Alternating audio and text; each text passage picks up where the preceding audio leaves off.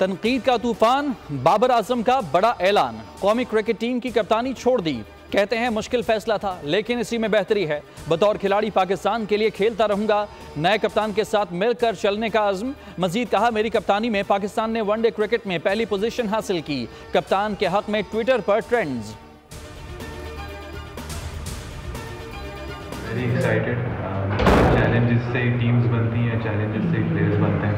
तो हम सब की कोशिश होगी, हमारी मैनेजमेंट हो, हमारे प्लेयर्स में साथ बैठें, डिसाइड करें एक वे फॉरवर्ड इस वर्ल्ड टेस्ट चैम्पियनशिप में। आई थिंक अगर हम एक ब्रांड ऑफ क्रिकेट अच्छा लाएंगे, एक अच्छा अप्रोच, मॉडर्न डे अप्रोच लाएंगे, तो आई एम प्रीटी श्योर कि हम इन एंड अराउंड होंगे उन टॉप स्पॉट्स पे जो एक अच्छी टीम चैलेंज कर सके।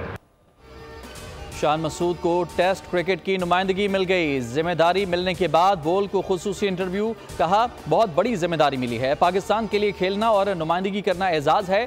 शाहीन शाह अफरीदी T20 के कप्तान मुकर्रर। मिकी आर्थर को भी ओहदे से हटा दिया गया। मोहम्मद हफीज नए टीम डायरेक्टर होंगे।